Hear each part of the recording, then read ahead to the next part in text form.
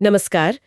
आज हम Robert Kiyosaki की एक बहुत ही जानी मानी किताब रिच डैड पुअर डैड की एक समीक्षा पर थोड़ी गहराई से बात करेंगे। हाँ, ये किताब 1997 में आई थी और पर्सनल फाइनेंस की दुनिया में तो मतलब इसने तहलका ही मचा दिया था। बिल्कुल। और जैसा कि स्रोत बताता है, ये किताब सिर्फ पैसे या निवेश के बारे में नहीं है। नहीं, उससे कई ज़्यादा है। ये असल में हमारी वित्तीय सोच को, हमारे फाइनेंशियल माइंडसेट को बदलने पर जोर देती है। समीक्षा कहती है कि किताब का जो मुख्य तर्क है, वो यही है कि पैसे को लेकर हमारा नज़रिया ही हमारी सफलता या विफलता तय करता है। और सबसे दिलचस्प बात है इसमें दो पिताओं की सोच का टकराव। हाँ, वो कॉन्ट्रास्ट। एक तरफ है गरीब पिता, पढ़े लिखे हैं, अच्छी नौकरी है और मानते हैं कि भाई तनख्वाही सब कुछ है, वही सुरक्षा है। और दूसरी तरफ है अमीर पिता, शायद ज्यादा पढ़े लिखे ना हो स्कूल कॉलेज में, पर उन्हें वित्तीय साक्षरता है। वो संपत्ति बनाना जानते हैं, निवेश से पैसा बनाना जानते हैं। सेका और समीक्षा के मुताबिक यही विरोधाभास किताब की जान है। बिल्कुल।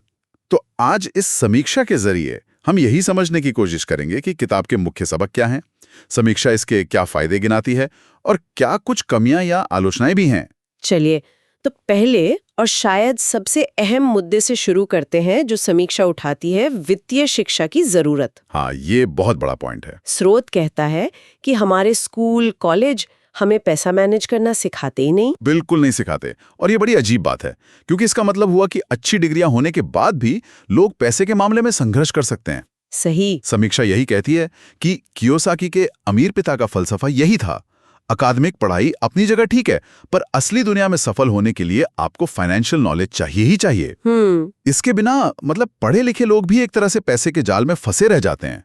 बात सिर्फ कमाने की नहीं है, पैसे को समझने की, उसे संभालने की है। अच्छा, तो ये समझने के बाद समीक्षा में दूसरा कौन सा मुख्य विचार आता है?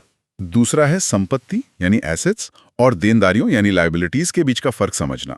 ये बहुत बुनियादी है पर बहुत जरूरी। क्या फर्क बताती है किताब समीक्षा के अनुसार? बहुत सरल तरीके से समीक्षा कहती है, किताब बताती है, संपत्ति वो है जो आपकी जेब में पैसा डाले। ओके। और देनदारी वो है जो आपकी जेब से पैसा निकाले। सीधा सा हिसाब। सुनने में तो बहुत सीधा लगता है, पर फिर लोग इसमें चूक कहाँ करते हैं? हाँ, समीक्षा इसी पर बात करती है। किताब के अनुसार दिक्कत ये है कि हम अक्सर देनदारियों को संपत्ति मान बैठते हैं। जैसे कि बहुत बड़ा घर ले लिया जिसके लोन और रख रखाव में ही सारी कमाई जा रही है, या महंगी गाड़ी जिसकी कीमत हर दिन कम हो रही है। अमीर पिता का मंत्र था, लगातार संपत्ति बनाओ, ऐसी चीजें जो पैसा लाएं, जैसे किराए पर देने वाली प्रॉपर्टी, डिविडेंड देने वाले शेयर्स, कोई साइड बिजनेस। देनदारियां कम से कम रखो। हुआ तीसरा सिद्धांत भी है शायद, पैसे के लिए काम मत करो, पैसे को काम पर लगाओ। बिल्कुल, समीक्षा इस पे भी जोर देती है। किताब का एक बड़ा फोकस है निष्क्रिय आय, मतलब पैसिव इनकम बनाने पर। पैसिव इनकम यानी ऐसी आय जिसके लिए हमें हर रोज खटना ना पड़े। सही पकड़ा। जैसे निवेश से मिलने वाला रिटर्न, या कोई किताब लिखी तो उसकी रॉयल्टी, प्रॉपर्टी का किराया। समीक्षा कहती है कि किताब का तर्क है कि जब आपकी ये पैसिव इनकम आपके खर्चों से ज्यादा हो जाए, तब आप आजाद हैं। हाँ, तब आप आर्थिक रूप से स्वतंत्र हैं। और यहीं से हम चौथे पॉइंट पर आते हैं, जिसे किताब कहती है चूहा दौड़, रैट रेस। चूहा दौड़, नाम ही काफी है ना? समीक्षा बताती है कि ये उस चक्कर का नाम है जिसमें लोग नौकरी करते हैं, पैसा कमाते हैं, बिल भरते हैं और फिर अगली सैलरी का इंतजार। बस इसी में घूमते रहते हैं, आर्थिक रूप से आगे नहीं बढ़ पाते। इसे सोर्स बनाओ जो तुम्हारी नौकरी पर निर्भर ना हो, ताकि इस दौड़ से बाहर निकल सको। ये सिर्फ ज्यादा कमाने की बात नहीं है, बल्कि कमाने का तरीका बदलने की बात है। एकदम सही। आय का स्रोत बदलना है। और मुझे लगता है इन सब के पीछे जो सबसे जरूरी बात है वो है सोच बदलने का महत्व। ये पांचवा सबक। बिल्कुल, मेरे ख्याल से समीक्षा भी यही मानती है कि किताब का निचोड़ यही है। डर के मारे, जैसे नौकरी जाने का डर या लालच में आकर कोई फैसला मत लो, बल्कि अपनी जानकारी, अपनी समझ के आधार पर लो। रिस्क लेने से डरो मत, उसे समझो और मैनेज करना सीखो। अमीर पिता कहते थे कि पैसे की समस्याएं दिमागी समाधान मांगती हैं, सोच बदलो। तो ये तो हुए किताब के मुख्य संदेश, जैसा समीक्षा बताती है। अब समीक्षा इसके अच्छे पहलुओं के बारे में क्या कहती है? क्या वाकई इतनी असरदार है? समीक्षा मानती है कि हाँ, असरदार है।